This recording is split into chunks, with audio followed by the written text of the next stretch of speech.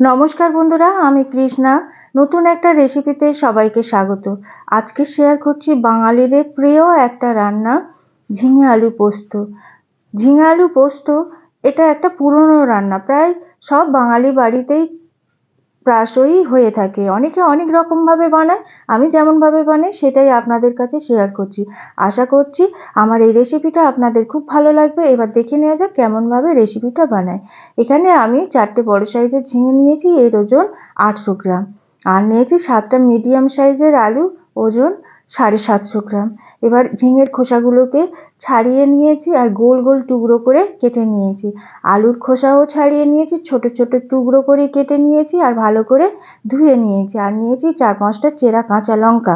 এবারে একটা মিক্সিং জারের মধ্যে 50 গ্রাম পোস্ত নিয়ে মিক্সিতে ভালো করে দুবার ঘুরিয়ে হাফ গুঁড়ো করে নিয়েছি। তারপর একটা বাটিতে ঢেলে নিলাম। আর এবার একটা কড়া গ্যাসে বসিয়ে দিলাম। গরম হলে ওর মধ্যে দিয়ে দিলাম 4 চামচ সর্ষের তেল আর 1 চামচ 5 ফোড়ন।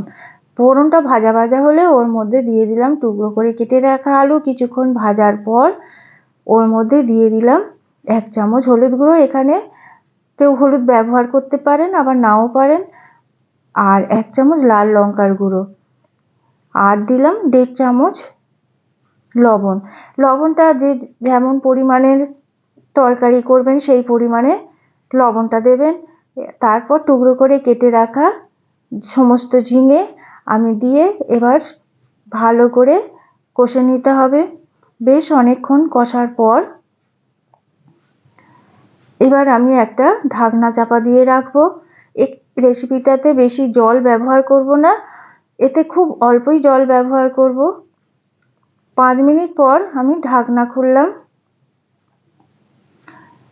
দেখুন ঝিঙের থেকে জল ছেড়েছে। এখানে বেশি জল ব্যবহার করলে আলু সেদ্ধ হয়ে যাবে, ঝিঙেও সেদ্ধ হয়ে যাবে, কিন্তু জল শুকনো করতে গেলে আলু গলে যেতে পারে। এতে আমি খুব অল্পই জল দেব, খুব সামান্য একটু জল দিয়ে আবার চাপা দিয়ে দিলাম। 5 মিনিট পর ঢাকনা খুললাম। সমস্ত সবজি আলু প্রায় সেদ্ধ হয়ে এসেছে। এবার ওর মধ্যে দিয়ে দিলাম গুঁড়িয়ে রাখা পোস্ত। এবার পোস্ত দেওয়ার পর ভালো করে মিশিয়ে নেব ঝিঙে আর আলুর সাথে। গ্রেভি যখন শুকনো হয়ে আসবে তখন ওর মধ্যে দিয়ে দেব নামাবার আগে পরিমাণ মতো বেশ কিছুটা কাঁচা সর্ষের তেল। এটা আপনারা দিতেও পারেন, নাও দিতে পারেন। আমার মনে হয় পোস্তর মধ্যে একটু কাঁচা সর্ষের তেল দিলে এর টেস্ট খুব ভালো লাগে। তারপর নাড়িয়ে চাড়িয়ে একটা সার্ভিং বোলে আমি ঢেলে নিলাম। আর এই রেসিপিটা গরম ভাত, ডালের সাথে নিরামিষের দিনে বা যে কোনো দিনে পরিবেশন করলে খুবই ভালো লাগে। আশা করছি আমার এই রেসিপিটা সবার ভালো লেগে থাকবে। আর যদি ভালো লেগে থাকে লাইক, কমেন্ট এবং শেয়ার করতে ভুলবেন না। আমার চ্যানেলটাকে যারা এখনো সাবস্ক্রাইব করেননি করে দিতে ভুলবেন না প্লিজ। সবাই ভালো থাকবেন, সুস্থ থাকবেন। নমস্কার।